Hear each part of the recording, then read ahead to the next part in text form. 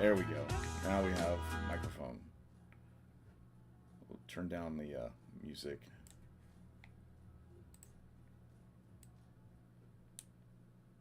Okay. So that should be better. So welcome to the show, guys. I'm going to talk a little bit about politics. I want to talk about a little bit of life because this morning I got hit with something pretty big. Um, I'll just get that out of the way right away. I just found out so some of you may know that I ran a flight group, online flying, with a bunch of guys. It's one of my passions is flying. And one of the guys in my group just passed away this morning or last night. He had lung cancer, so I got that notification this morning. So get that out of the way so we can get on with the rest of the show here. This is kind of a bit of a weird thing that we've got going on here. So just to talk about construction and unions, the unions will put out a recommendation flyer on who you should vote for, and most unions vote, or almost all unions are voting Democrat to get you to vote in people that will support the union and keep keep the union workers working and have the best possibility for the best contracts or agreements to, get the best pay possible through the political party that we're affiliated with. Now, for years, I voted the way the union told me to. Excuse me. So I voted for years the way the union told me to vote. Now, in doing so, I was voting just how I was told to vote, and most of the time that's okay. I mean, if it's helping out your career, and I make a ton of money off construction and don't have to work a buttload of hours to make the money that I make. Today's just not going well. It's just one thing after another. My LED backlighting is moving around because I'm touching my table. I need to do a better job of sorting that out. But the whole thing about the politics is that it's something that the union recommends. You don't have to vote that way to get done what needs to be done. And right now, because I spent the first 20 years of my career voting the way the union told me to vote, because I didn't pay attention to politics at all, I just voted the way the union told me to vote. Now I'm in a situation personally where I don't like where California went with the politics. By the way I voted, it is affecting my life at this point. Anti-gun, anti-everything. They're letting prisoners out of prisons, which means they've let illegal workers in. Now, not all those illegal workers are farm workers. A lot of those workers are going straight into the construction trade, joining unions and taking jobs away from people that could be working in the unions. Now, a lot of people say that there's not enough people willing to join unions, and the reason being is because of the policies of the Democrat Party has taken the education system that we currently have, which is, mostly I'm looking at junior high through high school. They have taken away all the education that would point someone that would be predisposed to do construction work or any trades work. They've taken it out of schools.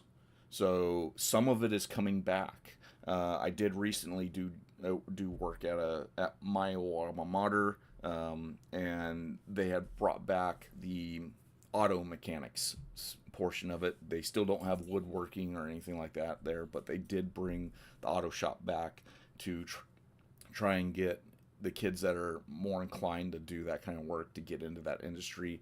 And from what the teacher told me is that they have standing orders for any graduate coming out of the high school that has been through the training program at the high school. They have a job as soon as they graduate. Now, you can't say that for a lot of trades or schools, educations. I mean, when you go to get a degree in college or whatnot, you don't have guaranteed work when you walk off that campus. So to get back to the politics portion of it, this Prop 50, where are we at? There. Okay, got it. That one right there. Prop 50 is a proposition here in California that will not just affect California. This is a proposition that will affect all of America.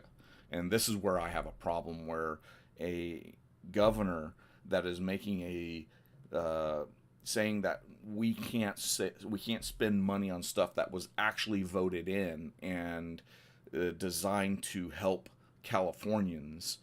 No, we're not going to spend money on that. We don't have money for it. But we can spend $200 million on a special election for this stupid thing up here.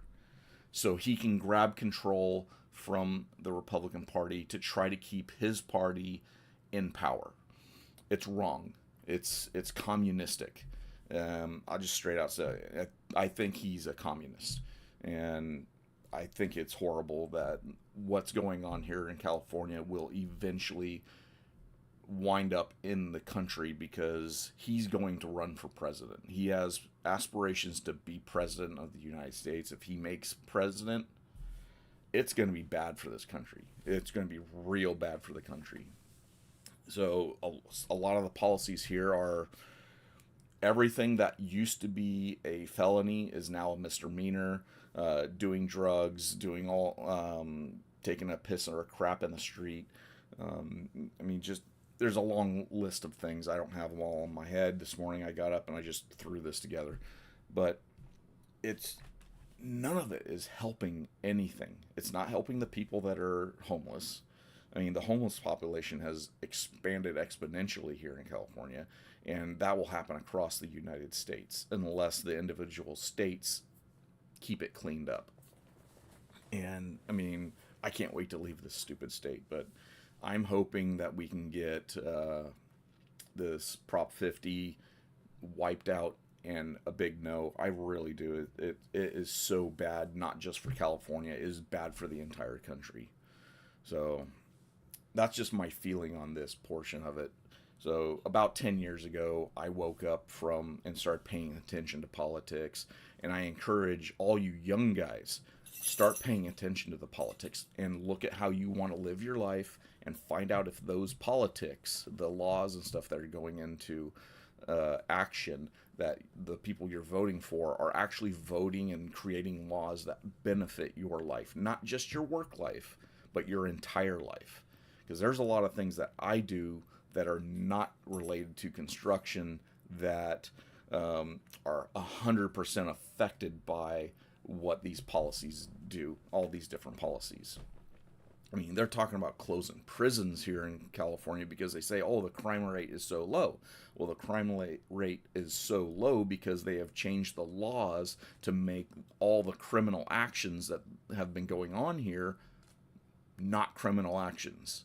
So they don't put them into prison, and then on paper, they can say our crime rate is lower, even though this crime is shooting way up. So, personally, I would welcome Donald Trump to send the National Guard here and clean this frickin' state up, because it is a disaster. And I can't wait to leave it. Unfortunately, the state that I'm going to wind up in is still another Democratic state. Just because that's where my family is, and that's where I'm going to move. If that state turns into shit, I will leave that state as well.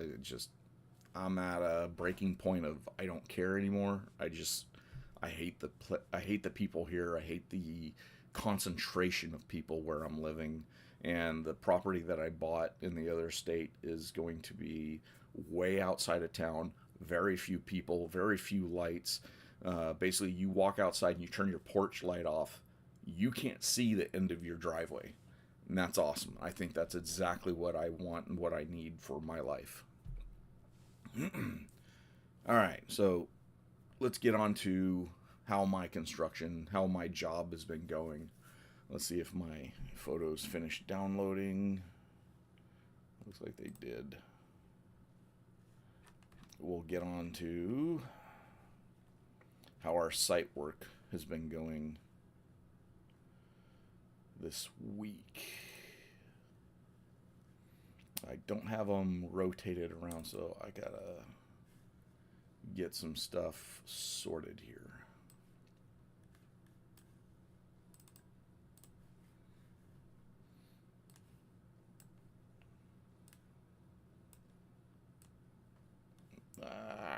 Okay.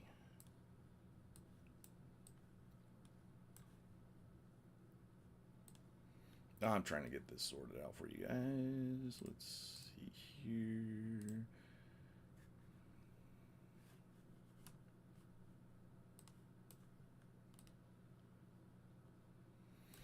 All right, so we have been potholing for a directional bore that has been going, that we've got waiting on us to pothole to 42 feet to confirm that the natural gas line from PG&E is not in our pipe zone.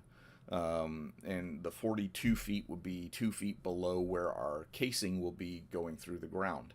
And that will confirm that we are not within 2 feet of the gas line, even though PG&E tells me that the gas line is probably 20 feet below where our pipe's actually going to be, but we still have to confirm that it's not there.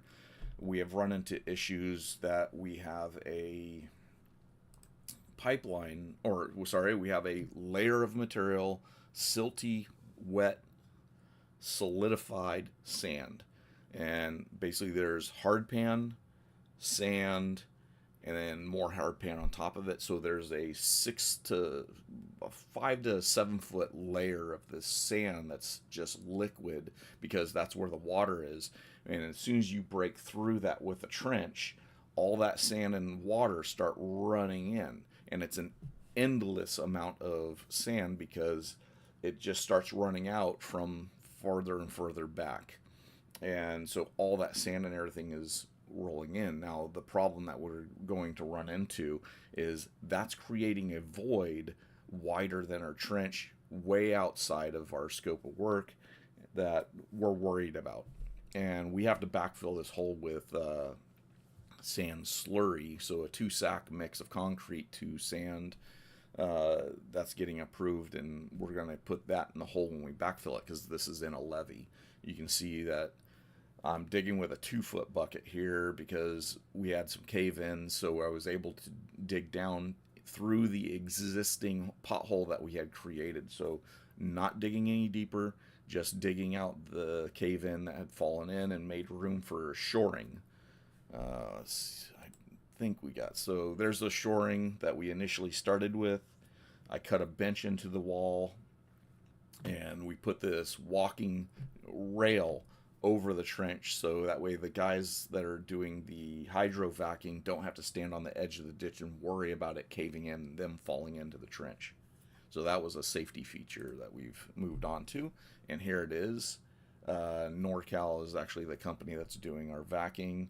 So you can see the guy standing on the walkway and the shoring in the hole, trying to ensure that the material stays standing and doesn't cave in. Oh, yeah, spinning around. Like I said, I just downloaded these this morning.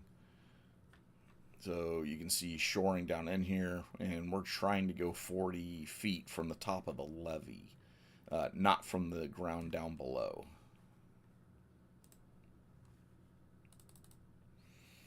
So this is the site. There's the levee. There's a small creek, so the water level that's over on the other side of the levee is real low. It's down at the bottom of the levee. We're not in any threat of the levee breaking and water flooding the whole area or anything like that. But you can see everybody's having to walk up and down this slope. So we dug a flat area for the catwalk to be on, and tried to make it as safe as possible. Now, the upper guy here, he has a rope running down to the catwalk, so he can use the rope to pull himself up the slope and make it a little safer for him.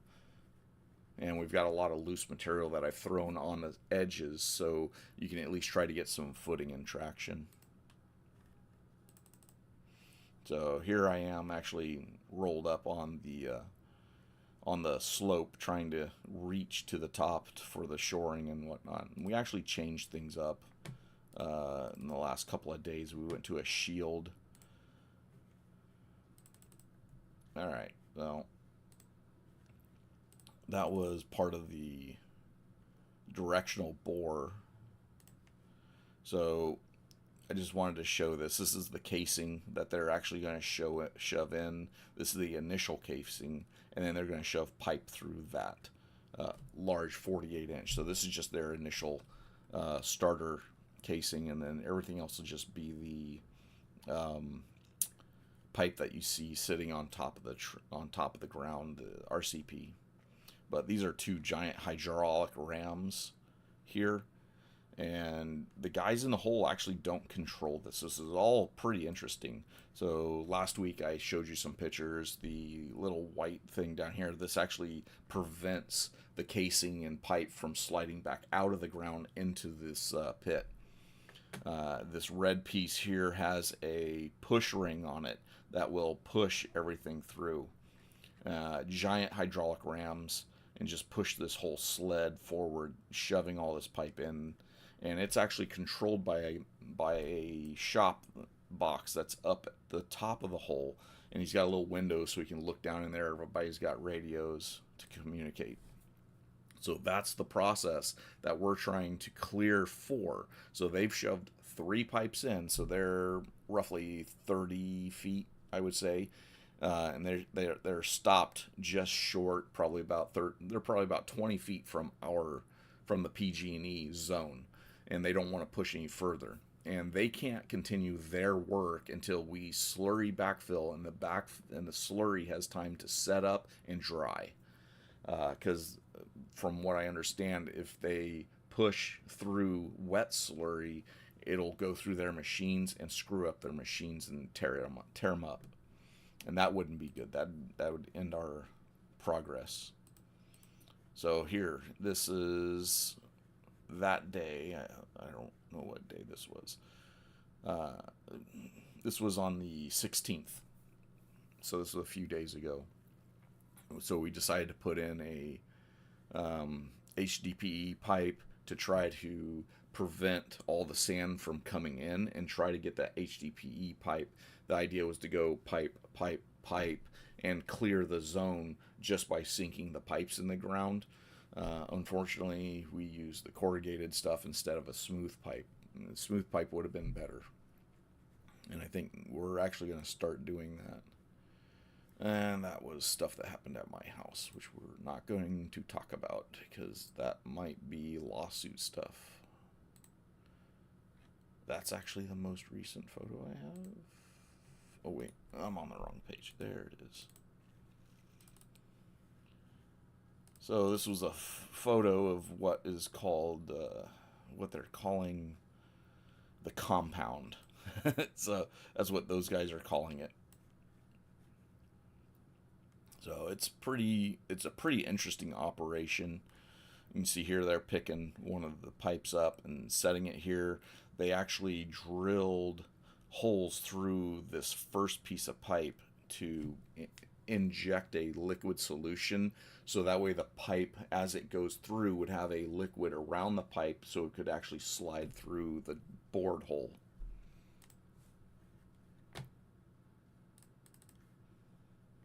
Safety up at the end of the day.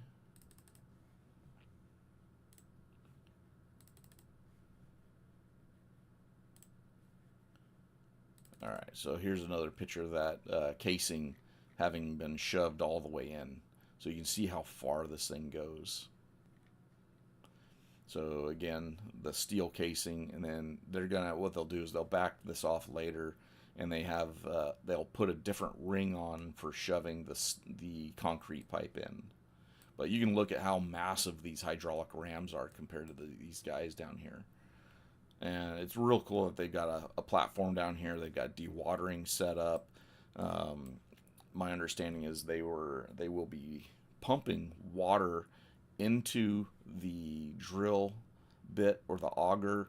It will solidify the dirt and it gets vacuumed back out and pumped up to the surface where it goes through a water reclamation um, process that pulls the water out of the dirt, separate it, and dries the dirt out so that way it can be off-hauled and gotten rid of.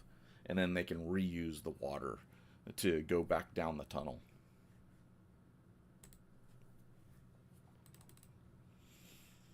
So this is after we've pulled out the long shoring, we've put in short shoring, used a shield down below to try and cut off that sand from rolling in and preventing the cave-ins and from slowing our progress down.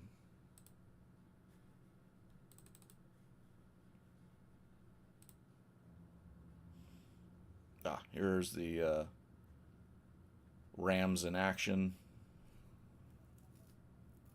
You can see they've got a piece of pipe in there already.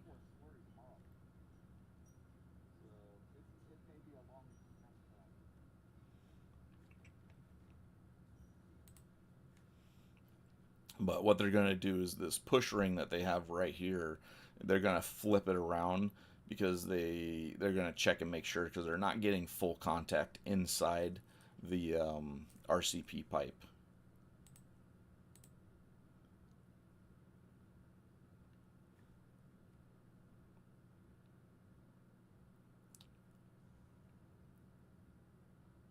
Uh-oh. Well, whatever that was just disappeared in underneath.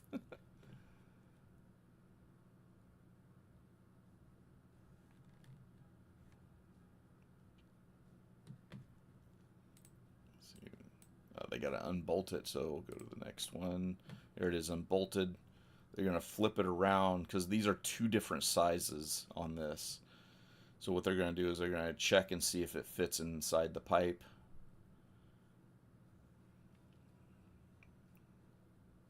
So the guy's going to get on the radio, the guy on the left, he gets on the radio, calls the crane operator to make an adjustment. And boom, it goes, it fits. So now they're just going to swing it back and bolt it up.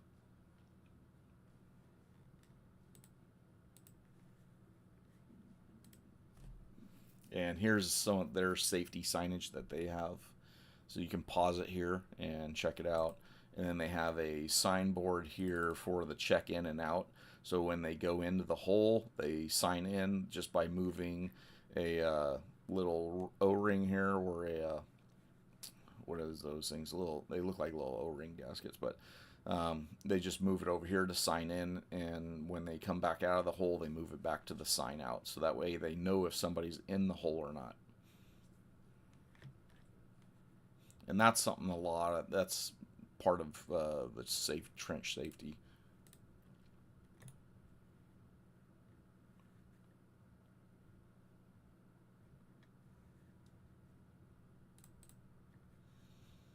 Let's see what else.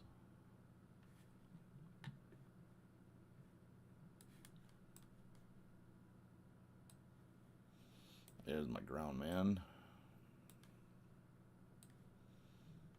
This is from Saturday. I'm just being stupid.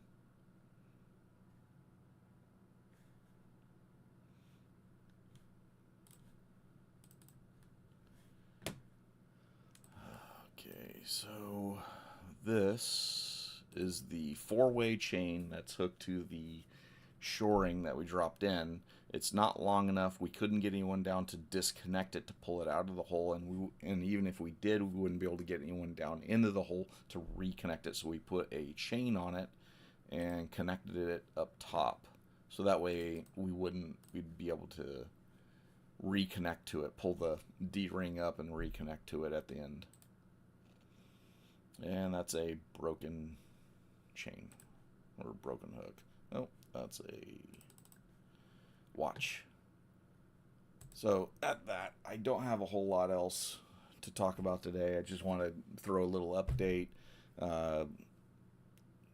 guessing it's just you and me, Tran. So smash a like button if you can. If anybody that's watching this later on in the day or at any time, leave a comment below.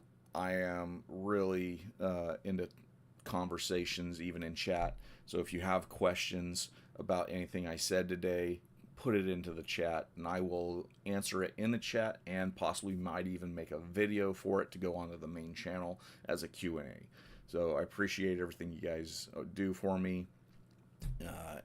Just trying to get more people in on this live stuff, but I'm going to keep doing this.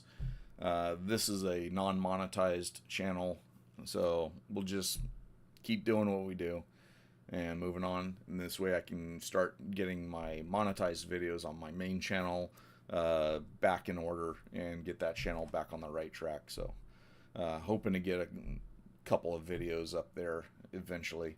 But like my sign says behind me, let's get that up. Like my sign here says, this is where things get done eventually.